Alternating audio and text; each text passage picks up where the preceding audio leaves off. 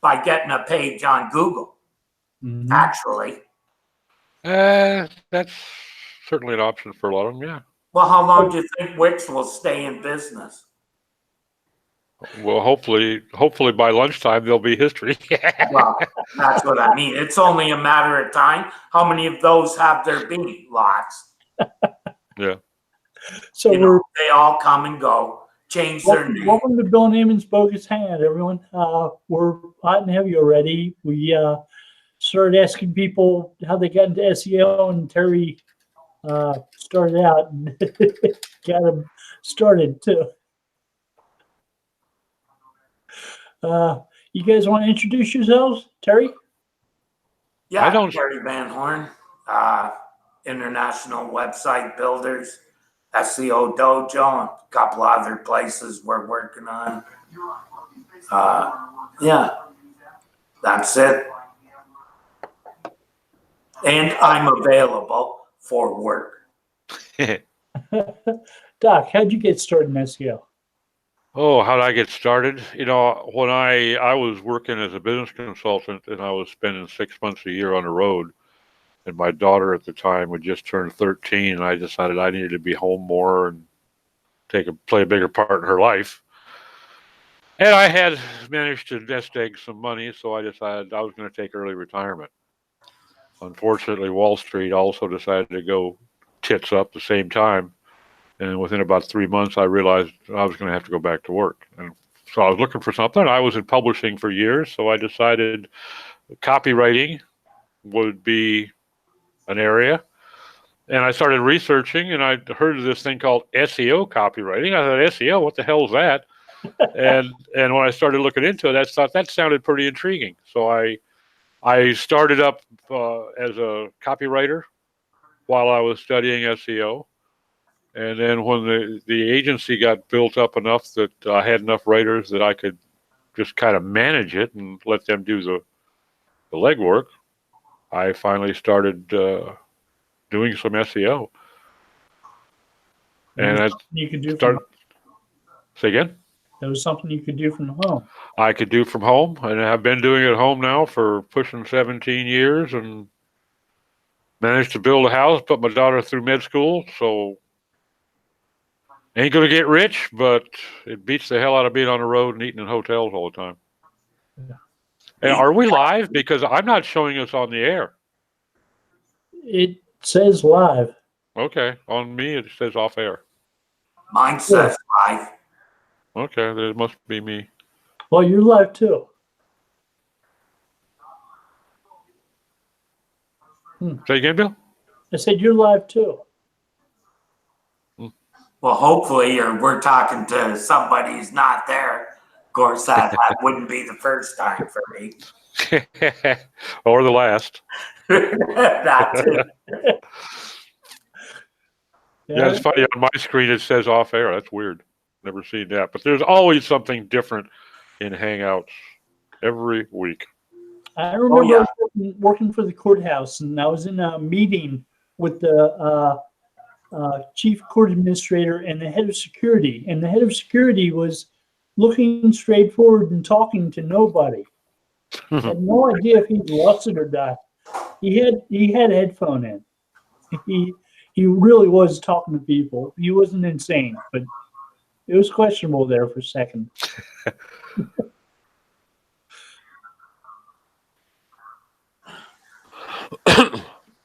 And technology takes us forward, I guess. I mean, I'm working remotely too. I'm working 2,700 miles away from my office, which works well. Oh, yeah.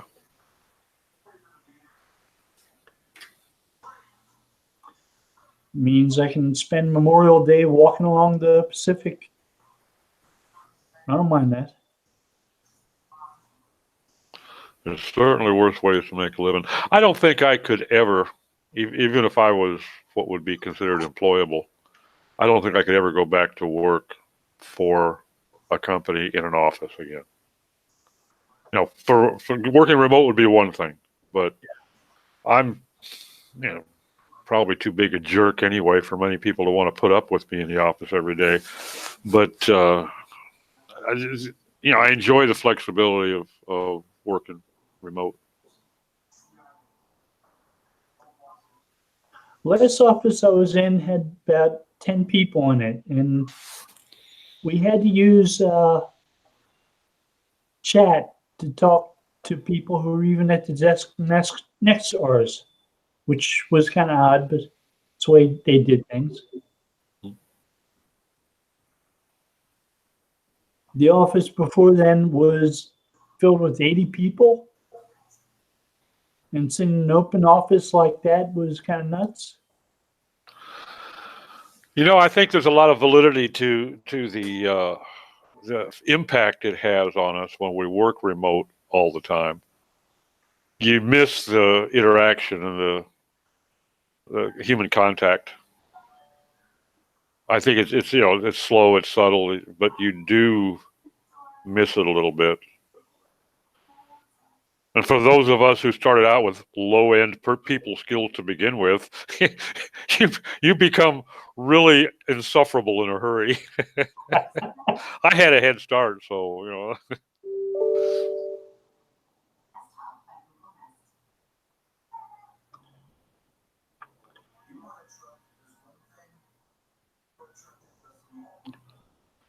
Yeah, I'm not sure. I mean, stuff like commuting, I can do with that. Oh yeah. Walking into an office building, having to go through a metal detector wasn't fun. Yep. I used to go out for lunch every day because it gave me a chance to walk away from work and put as much distance as I could between me and work.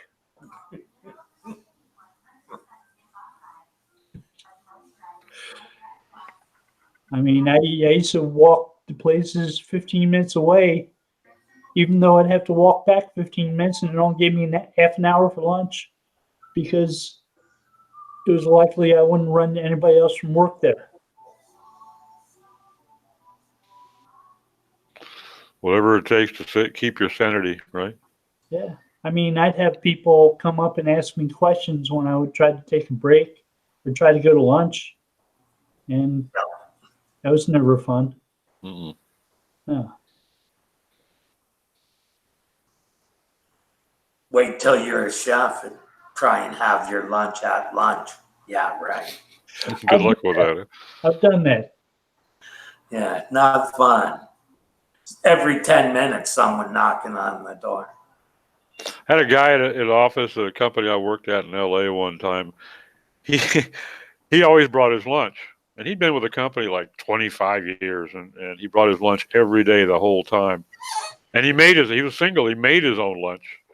And he brought some decent lunches. It wasn't just a bologna sandwich slapped together. He made himself some nice lunches. He'd heat them up in the microwave, and he'd be sitting in his cubicle eating, and somebody would come by and stop and, hey, I meant to ask you about... And he just reached down underneath his desk, and he had a spray bottle down there. He had it adjusted to a fine jet, and he'd give him a shot right in the face. It only took about 3 times before the word got out. Darren is eating lunch. Don't fuck with him.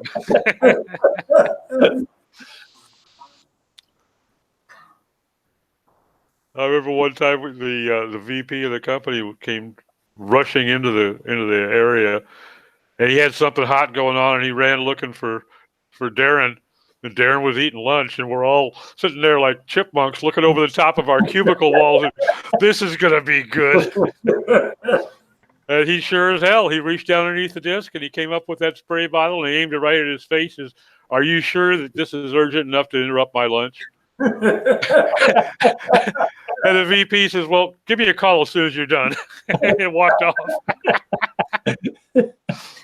It's the reason why he made it to VP. I'm sure if he had kept pressing the issue, he'd have taken a shot in the face.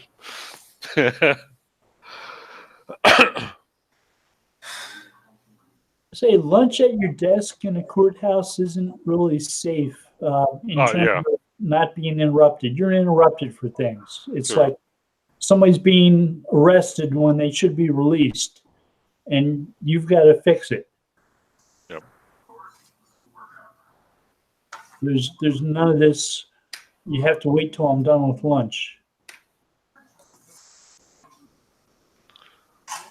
Because that's like a lawsuit ready to happen. Well, yeah, if I'm the guy supposed to be released, I'd certainly appreciate it. Yeah.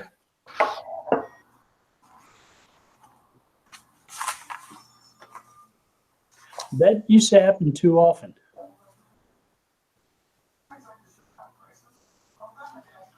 People would get charged with offenses by a police officer. They'd get indicted on different charges by a attorney general, and they'd have their case tried, and the indicted charges would get taken care of, and nobody ever Remove the other one. the original charges. So the prison would call and say, "We're holding this guy on these charges. He says we shouldn't be." Usually it was the person being held who would make that call. So they're holding me, they should be releasing me. Do I have to file a writ of habeas corpus or what?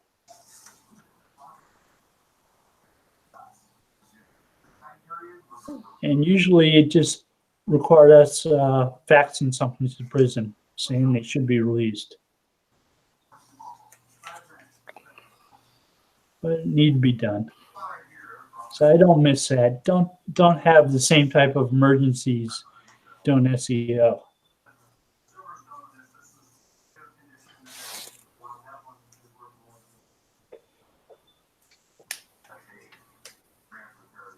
Though I do remember applying for SEO jobs, and they asked me how well I could handle pressure, and I said, we used to handle cases where people would face death sentences and or lose millions of dollars. I'm not sure what you're talking about is the same level of emergency. Yeah, you don't know what pressure is, boys. If you've done your job, there's no pressure here.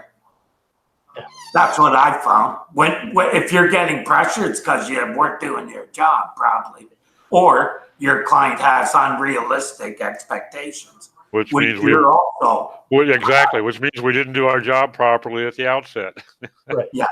As long as you communicate well, but sometimes they just hear what they want to hear. That's true. Yeah. And sometimes search engines do things that are questionable. Like stop indexing new pages. When Google merged local and organic results, if you had a high-ranking local result and an organic result, they were removing the organic result and bumping up the local result. Mm-hmm. And I got a phone call from a coworker who had just talked to the client asking where their organic result had disappeared to. And I had just written a blog post about that patent coming out the day before that covered the same thing. So I sent a link to her about that patent, and she sent it to them. And we said, it's something Google's trying. You're ranked #1 with the local result for that query term anyway.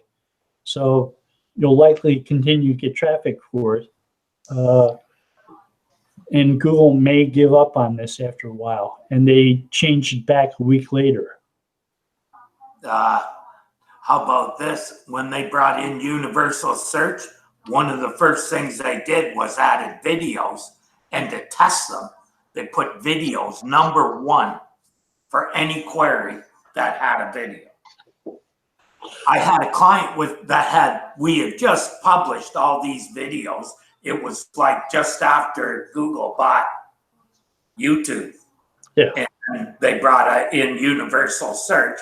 So when they bought YouTube, I told the client, open a studio and start making videos of all your products, because I knew it would work really well with their products.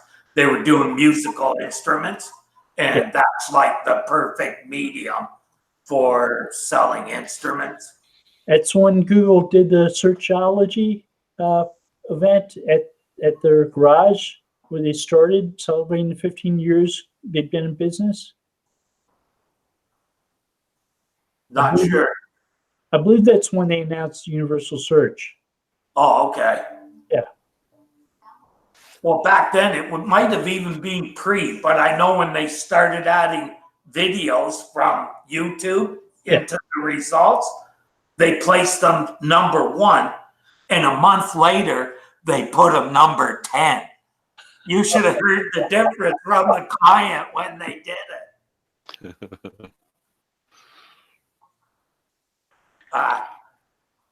They have played around quite a bit with the SERP layout and then ended up backtracking an awful lot of those little experiments. That was before they had ever had they ever put pictures in the SERP before videos? I don't was it I don't recall. SEOs were referring to that as vertical creep into organic search. Right. Vertical search engines were showing in organic results, and they specified different places for different types of results, and images were often number 1. Right. Like a row of images, and news would be like 3 or 4, and maps would often be like 2 through 3, 2 through 4. But there were specific slots for different types of results. And then they introduced universal. Right. I think what they were trying to do was figure out the skew because of images and other things that they'd never seen in the SERP before. Yeah. Because one thing that we picked up right away was that images put people focused on them in the SERP, so they drew more traffic. It often made a difference as to what the topic of the search was. If it was something like lions and bears and things like that, they'd show images at number 1. If it was celebrities, they'd often show news at number 1. Yeah, now that's pretty well all done by click analysis, eh? Yeah. Yeah, which, all these guys who are saying, click attacks. Oh, that works wonderfully. Hell yeah. As long as you can keep it up forever. They just understand that that's a temporal thing. Like, as soon as you stop, it stops. Like, and yet these people have been going on and on about it for over a few years now, mainly local, and now I see somebody's written a program that'll do clickbots to raise local listings. Like, come on, people. So your head does not belong in your ass. It's not a good place for it. So Google is still doing SERP experiments, and one of the latest is fave icons in organic results. And I guess some places had strange fave icons, like the American Nazi Party had swastikas. Okay. I actually had a client the other day contact me and say that Google is now putting favicons on. Yeah. Yep. It's selected people, and for, like she said, she's in the lawyer game. Yeah. And she said there was a lot of lawyers starting to get them. I was kind of puzzled by one aspect of that too. They specify that favicon must be in increments of 48 by 48. But So they 48 by 48. really have to be. They'll try to fit them in. Well, yeah, but they said do not send, like a 32-32 or a 16-16. They would not. They're going to show it. They're displaying it at 16.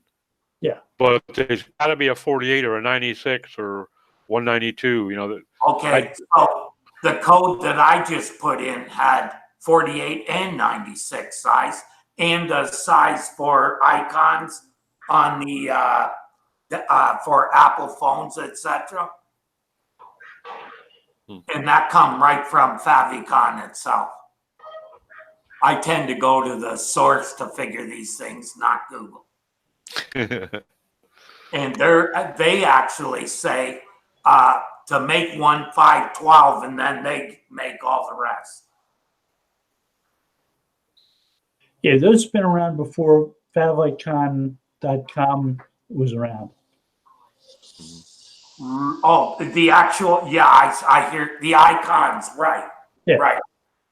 Because I think I made mine in 2006. Oh, yeah? Yeah. Yeah, I thought it was a WordPress thing, like Gravatar and all that other stuff, right? No, it was before WordPress. Oh. Right. It actually wasn't, because WordPress was around 2006 too. Yeah. The first time I kind of heard about them was like in 2003. Yeah.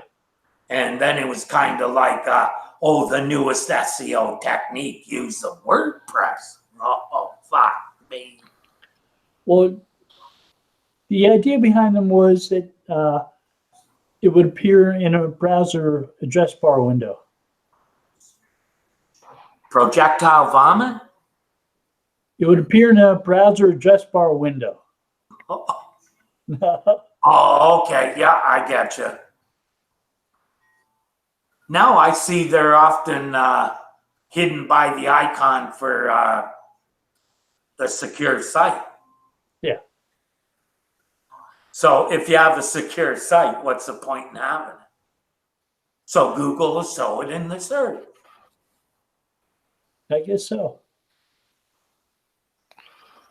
Well, I wonder how long it'll last, like the old author and publisher markup. Oh, like anything at Google, it'll last a few years and then, shit.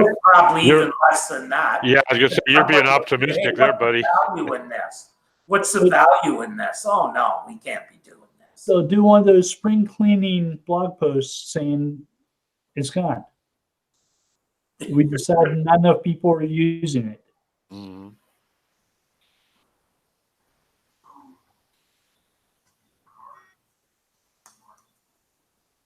I can see that happening.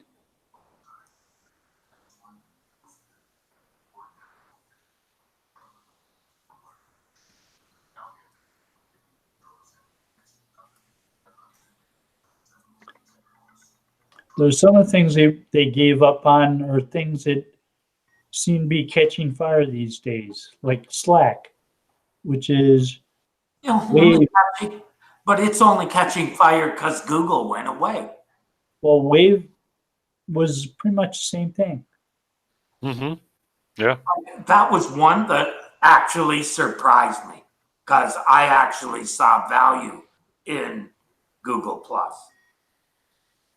Oh, I saw value in Wave too. I wouldn't know because I never even tried Wave, so I tried it. Value I found in it. It was very, very similar to Slack, and it would let you set up different topic areas, and you could, by individual users. Right.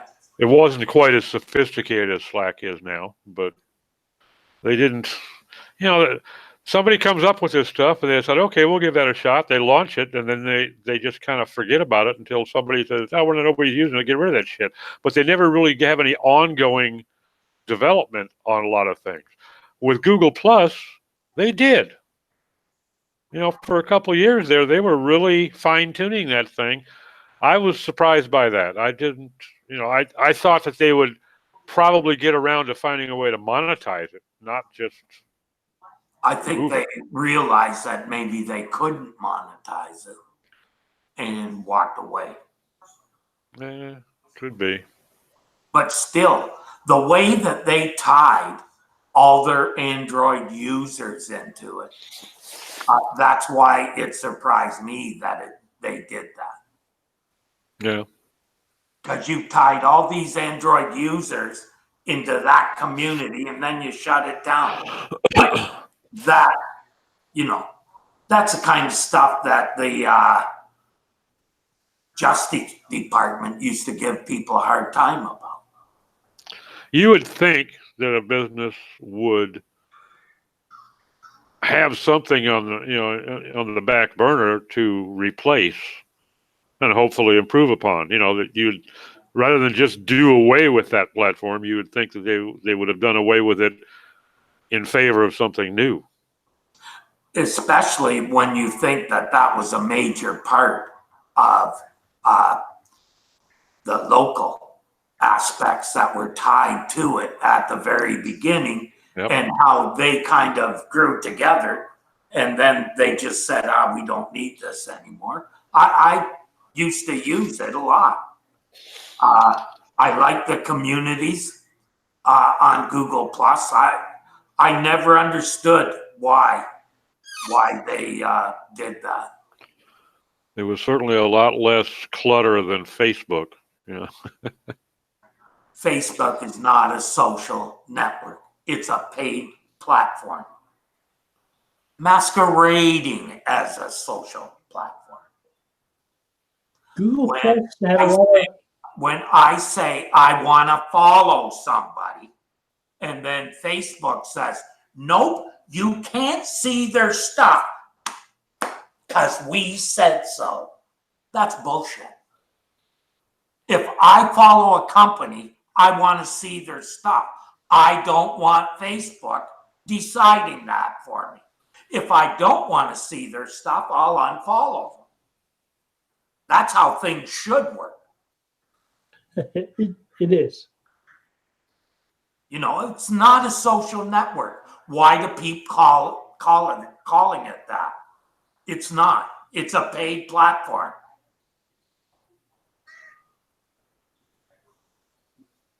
Because if you don't pay, nobody sees your stuff, even if they ask to. That's not true. No, That I think you have to have, if you want to follow my company and you want to see what my company is saying, then all you have to do is interact with me. You like my posts, you share them, and you will start seeing me. Stuff, but I don't want to interact with you. Then, okay, then you're going to be shown. If I have followed you, right? If I have followed you, I want to see it. I may not interact with it, but I want to see it. Because the only way I could see that was to follow you on Facebook, which is the case with a lot of brands. Yeah. Right? So they're deciding what I can see even after I've said I want to see it. Their rationale, right or wrong, and I'm not endorsing it, but their rationale is that people follow hundreds of profiles, but because they see something that was interesting once, so they follow it, and maybe that's a one-time shot in the wind that they never see anything interesting on a guy again, so they remove it from your stream so you're not being pestered and show you the stuff that you are interacting with. I understand what you're saying, and I'm not defending their. Not interacting with anything. They shouldn't show me anything. Shouldn't show me anything, and shouldn't be sending me emails from people that I don't really care what. You will find if you go for a week, Terry, without interacting with anybody, you will find that you will start seeing fewer and fewer entities in your feed on Facebook. I mean, like, I can go to my feed right now and I'll probably find 50 entities. Right now that I have never interacted with directly. Some of those folks are paid. You're right. Right. So if they can put paid stuff in front of me, they should put in front of me what I asked to see. I'm not arguing that. I'm just saying. I understand that. No, I'm just stating what they have said is their rationale. They're in an indefensible position. That's where. Here's what is even more maddening. They encourage people to build those networks, right? Followers, right? Mm-hmm. And then after you've done that, they charge you to now post to them. How's that not the biggest con game? Add some more salt to that wound. You got 7,700 followers, and you pay a sponsor, you boost the post, and 36 fucking people see it. There you go. Right? If you pay for it, they should at least show it to everybody who asks to see your stuff. That's how it's all bullshit. That's how I say, it's a paid network. Don't call it a social network. It's a paid network. Facebook is an advertising network. Nothing more, nothing less. Should be treated as such too, right? So the Canadian government has the right idea. What does the Canadian government do? What they can do with our data and what they can. That should be standard policy across the board, in my opinion. Well, it should be, but it's not. No. You know, But I bet it gets there. no. There'll always be congressmen and other people in their hip pocket, Doc. I mean, let's be, you know, let's call spade a spade. I mean, It may not get same with pharmaceutical companies. Same there deal. may not be a law passed, but at a state level, for instance, GDPR has basically been implemented in 2 states already, and is being something very similar to GDPR is being considered by other states. Canada is ready to implement something similar to GDPR. Australia is already halfway through the process. But then Facebook, you know what? Last time the Canadian government complained about Facebook, Facebook basically did this to them. Just did this to them and continued doing what they're doing. Seriously. Well, the Canadian government failed to exercise their power. That's right. They gave them power, but no way to do anything. Right? They can give them shit, but they can't actually penalize them. And I bet you'll find the same thing in every country. Money talks, the rest walks. Sorry, I'm kind of jaded where politicians come in. They know who butters their bread. You ain't alone there, buddy. I'm sure. Europe doesn't seem to have a problem fining companies. No, they don't seem to have any problem, and they don't seem to be hesitant either.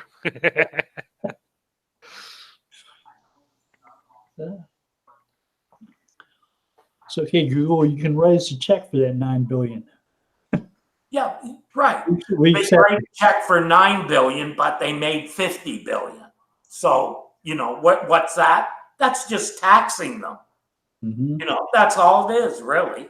When you look at a lot of the fines that these companies get, it's just taxes for being assholes. The asshole tax. Yeah. Got a nice ring to it. God, I better be careful. I endorse something like that. I'm liable to get an envelope in my inbox. They start taxing that, I won't be able to have any fun at all.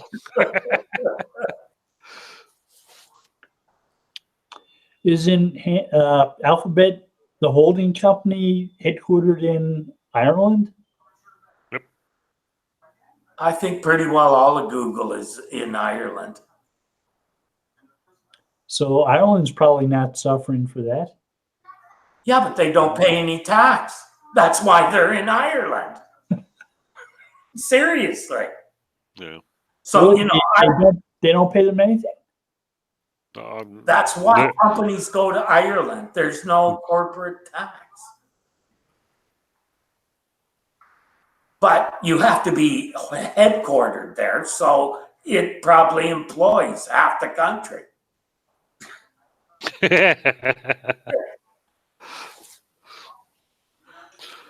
Oh, you mean they have offices open? They require You have to have a presence. mailing address And I think it's a major presence also. Yeah, I think you're right. Headquarters, I think, is the key. Department was located in Ireland, was it not? Which place? Who's? Spam? I don't know. Spam is in Hormel? No, I meant some of the people that work in that department. Yeah. Oh, like Matt's group? No, they weren't. He was in Mountain View. Right, but they probably have groups everywhere. They had several groups, but I don't know where their I headquarters. think one of them was in Ireland. Like, I would assume they had people for Europe and North America. And like, Sure.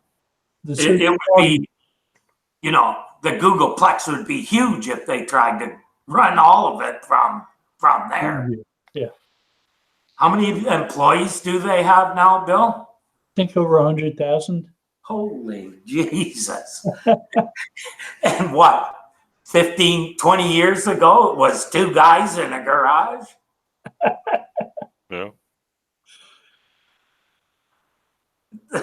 Just, that's how much the internet has That's grown. about 30 years, right? I think they just had like 25th anniversary or something. Yeah, like that. because I've been doing this since 94, and they were, the first time I saw anything connected to Google, it was called Background. Mhm. 1998. Yeah, and it was actually part of a meta search engine. Remember those, the ones that would go Yeah. and get results from a number of search engines? That's how Google got discovered for me, was from this meta search engine started returning these results, and I noticed Google, or what they were called then. Google may have licensed it out to a meta search engine, but they didn't start out as a meta search engine. No, their results were part of one though. Right. It's like they were providing results to places like AOL too. This was an engine that was actually called, there was a time when the favorite engines were ones that could do multiple search engines from one interface. I think it was called MetaSeek. MetaWeb, no. I bet you on T's World I've written something about it there. MetaWorm? Pardon me? What? MetaWorm? Am I thinking World Wide Web worm? That might have been. Yeah. It became another company after that is pretty well known too. I'll look it up, from my notes on T's World. I remember Hotbot used to use about 4 different search engines. Yeah. And then you had a different approach for folks like Dogpile, but they didn't actually license results. They just scraped. Everybody. Yeah. They just went out and... I met the owner of Dogpile. Oh, did you? Long time ago. Really cool dude. New stuff. I'm not sure I should ask this. What inspired that name? Dogpile? Yeah. Because you were piling all these different search engines on top of your query, You know the term dogpile, like on a kid's recess ground, what that, the playground, what that refers to, right? It's when 16 kids all jump on the one and they heap themselves on top of him and pin him to the ground and crack a couple ribs. And that was basic. That, Jesus Christ, you are a young kid. Weird, yeah.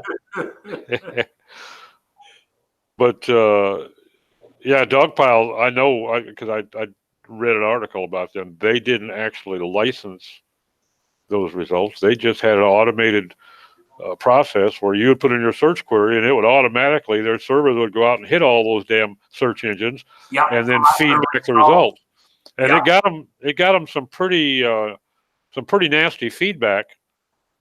But I don't think that anybody ever actually sued them. They threatened a few times, but they never actually threatened. They never actually sued.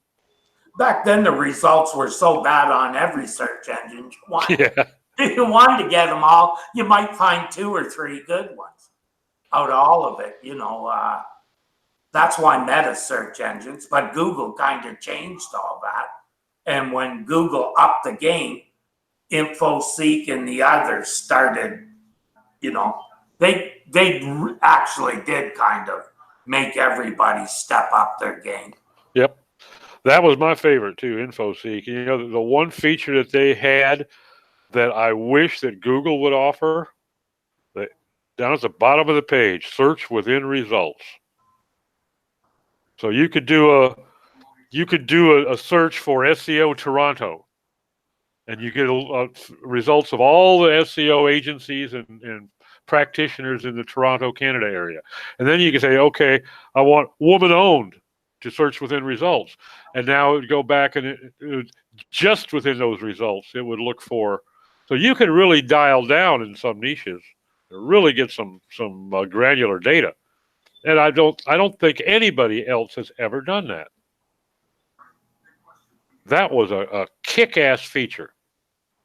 Yeah, I think it was InfoSeek also told you when you hit the spam threshold. Oh yeah, yeah. That was neat. I used to sit there for hours tuning fucking. Yep. Been there, done that.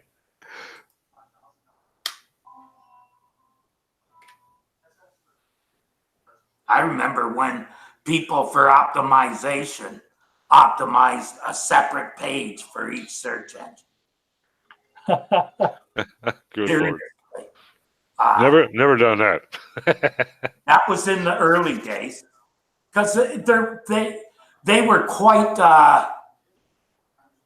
Each one had quite a few differences in them. Now they're pretty close as to how they come up with rankings. That's why, you can hardly tell the difference between Bing and Google sometimes. But also a lot of the search engines died. Mm-hmm. Well, that's why. Because they had crappy results, When's the last? Not crappy. Some of them just couldn't scale the way Google could. Like Inktomi was a good search engine, but they just didn't index enough of a site. You would get like 5-10 pages in that index, and they wouldn't index any more pages on your site. Even if you added 30 or 40 that were popular, right? That you actually got traffic to. They still wouldn't refresh their data, and that's eventually what killed them. And Bing, before it was Bing, when it was MSN, had the biggest database of web pages in the world either. Yeah, and then they took Inktomi's and database. Yeah, it's just been recently that Bing had its own crawler. They've used either, in the early days, I remember when they sold off the rights to search in the IE browser. What is Bing's crawler called? Pardon me? What is Bing's crawler called? Bingbot, probably. Is it MSN bot still? Oh, right. Might be. I don't know. It doesn't like me, so. It doesn't like you. Persona non grata, eh? No, I'm just kidding. I don't really look for it. Client once said, "Why don't you give me positions for Bing?" And I said, "What? To cover the 30 people that come there each month?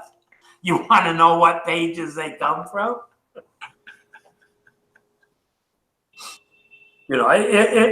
I don't care what anybody says. Google has a much bigger market share than anyone gives them credit for.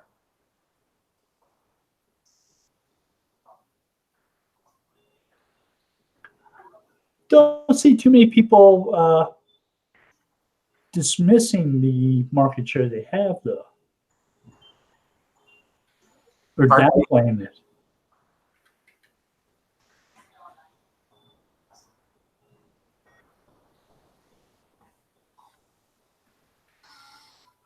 I didn't quite hear what you said there. Said, I'm not sure I've seen too many people downplaying the amount of traffic Google provides.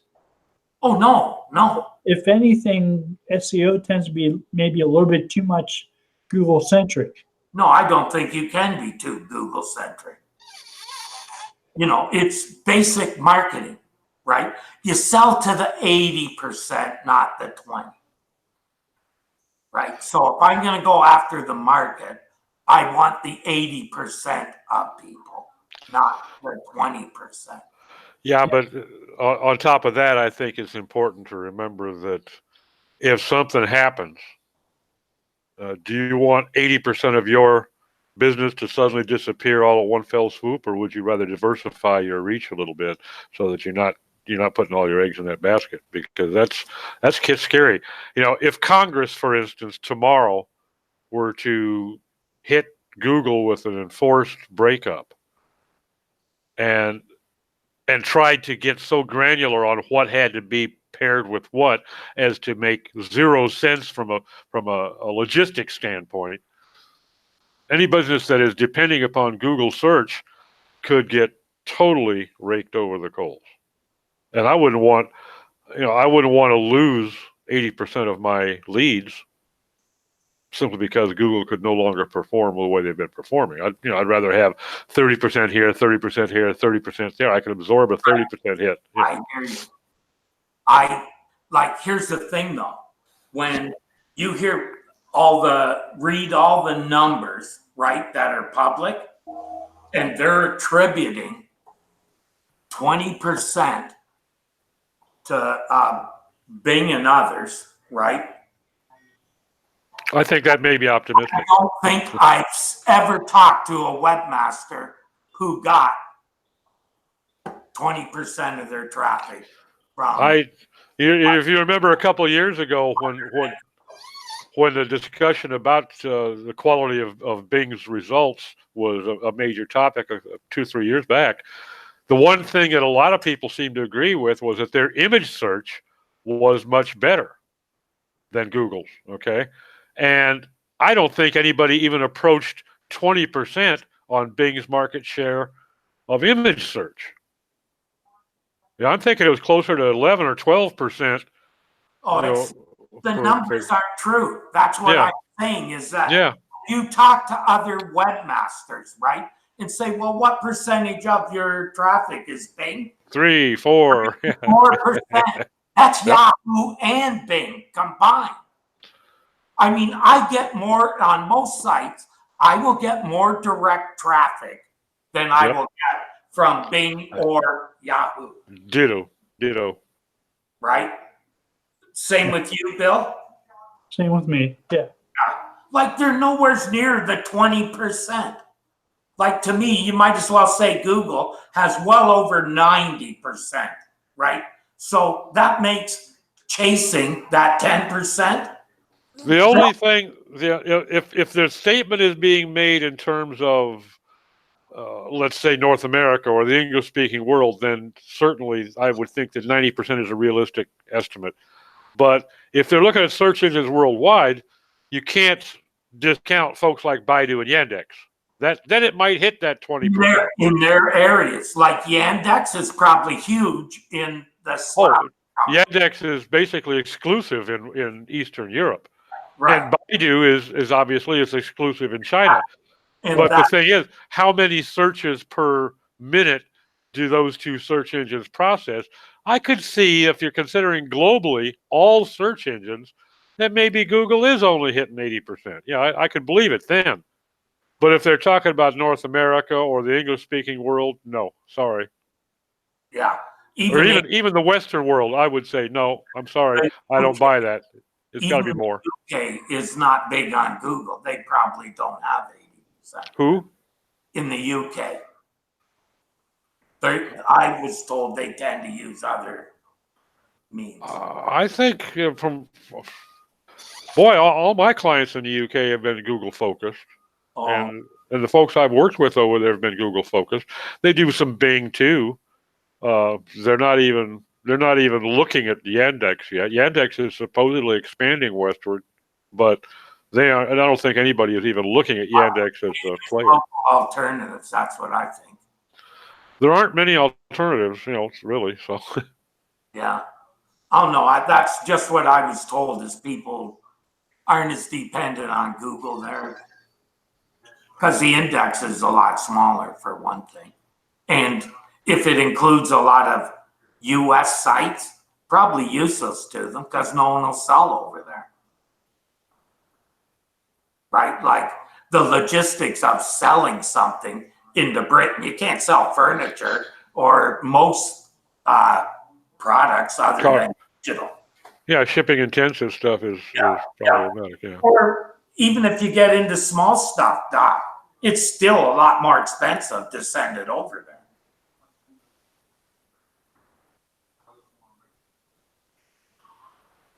Yeah, I have not seen anybody say that they were focusing on other search engines more than Google.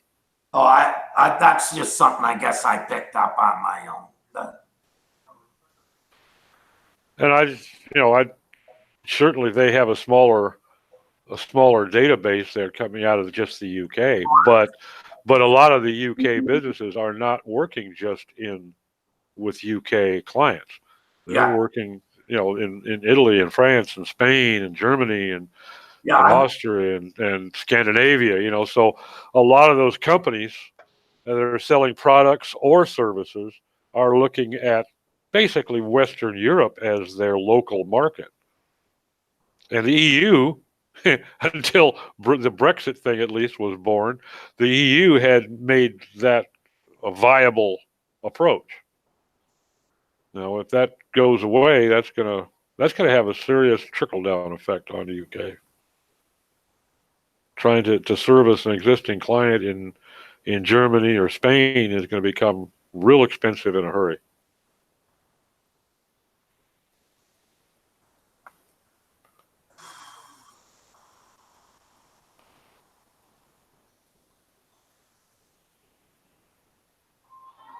You sure are talkative today, Billy. I am. Well, while we're hot, yeah, really ought to make if we have any listeners, make them aware of your AMA coming up on Reddit. AMA on Reddit on June 3rd. It's a big SEO forum on Reddit. Bing SEO. Just what you do. Big SEO, not Bing. Oh, yeah, big. Oh, big SEO. Big SEO. I was going to say, Bing, just do what you do for Google.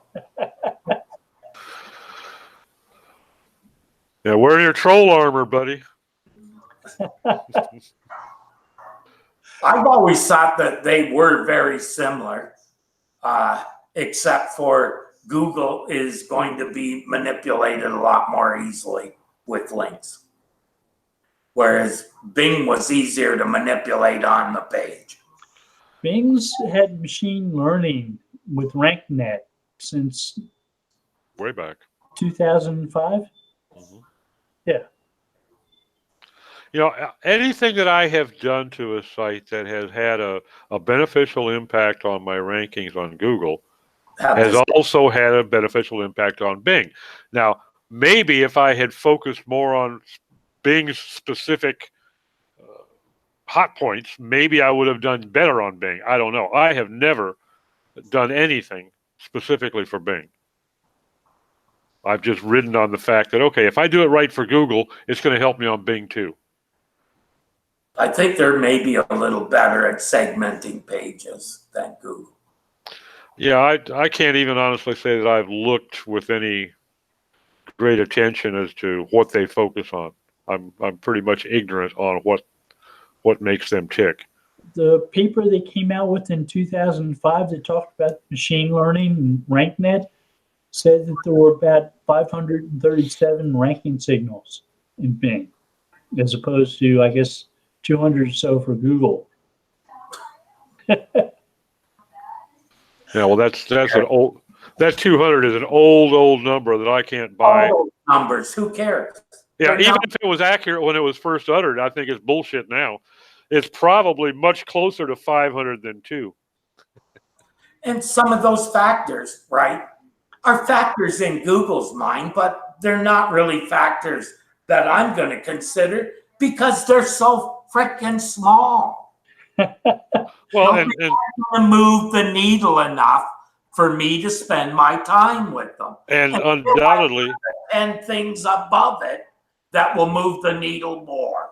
And there are probably some of those that there's nothing you could do if you wanted to. They Correct. likely often involve very small contexts like movie sites or Yep. radio stations online. And if you're working with all other types of sites, they make no difference to you. That's what I mean. You kind of have to pick your battles, right? Yeah. And what is a ranking factor, right? Well, you know, everything is every signal is a factor, right? You could look at it that way. Every signal is a factor. Some are just more important than others.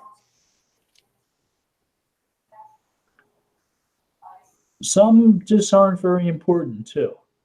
Right. Yeah.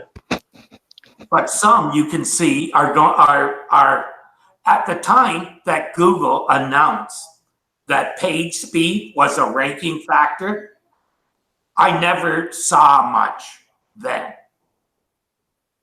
Now I think it's a big deal. Well, initially, if you remember, initially what they said is if your site is faster than another site, if you're loading in 2 seconds and he's loading in 3 seconds, and everything else is equal, you ain't going to see any gain out of that. Right. What you are going to see is if you're loading in 19 seconds, you may get downgraded. No, Okay. you weren't there and now you will be. They aren't going to put a site that takes 19 seconds to load in the top 10 for any reason, Doc. My point being that it was going to be a negative factor for slow sites, not a positive factor for fast sites. In my opinion, it can only be a negative factor. Right? Well, the big problem I've always had with that, going either way, positive or negative, is almost every site audit I do, time to first byte is an issue. Anytime that they're on a shared hosting arrangement, TTFB is almost always a major issue. Usually something in a range of 20 to 40% of their DOM total load is waiting for the damn server to even talk to them. Because it's too busy handling all the Google calls. Yeah. Well, they're too busy. You're sharing with God knows who and how many calls. I mean, yeah, I saw something the other day that came out of Automatic that scared the hell out of me. The average, it wasn't of all sites. They did an audit of something like 1,500 random WordPress sites across everything from a mommy blogger to an e-com, okay? And the average number of calls was 118 calls. How the fuck? Hey, I wonder how many plugins the average site has. Even worse, using Google's font API is ridiculous. They're just copies of fonts that are on every machine. Yeah. Like, what? Why? And once you load it once, you don't have to call the API anymore. Yeah. Like, why don't people just load the friggin' fonts like we used to and be done with it? Or use API calls. Or better yet, just use what's already there. It's another way for Google to track stuff. That's what it comes down to. So Google, who insists that we speed up the web, is finding ways to slow down the web. Yes. We're basically speeding it up so they can slow it down. Yeah. That's been my thinking for years. Literally, that they tell us to speed it up and they slow it down. What's the last thing that loads on every page? Fonts. Oh no, your advertisements, your AdSense, your analytics. The analytics, yeah. But fonts is always a major time thing. You know why they tell people to put their analytics in the head, which is the worst place to put it? Yep. Because that causes more views, right? And that's good for them.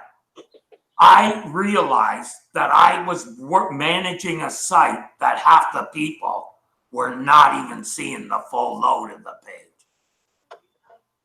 And part of it was because of all the traffic that Google was counting. I didn't realize until it was too late that the site was far too slow. It was fast for me in Toronto with a local ISP, but when you started calling from Vancouver or India, which they did have that kind of traffic, saw the bounce rates just go through the roof after another developer took over the site from me, right? And then I took it back from them 2 months later because all the rankings went down and the site took forever to load. The issues took me a year to straighten it all out. That's how bad it was. Are you putting your analytics in the footer now, though? At the end of the page? When I can. Yeah. There's not a way, well, there is now, I found out, right? Using a new theme that I've been using called Generate Press. Yeah. Incredible theme. I have not, as far as building out and the features it has built into it, with, good. one-time fee. One time, and you can use it as many times as you want. Yep. Right? Same with the plugin, but it cuts down my development time in half. Generate Press is a good one. I tried that on Search News Central, and I don't recall why. I just found another theme that I liked better in terms of layout.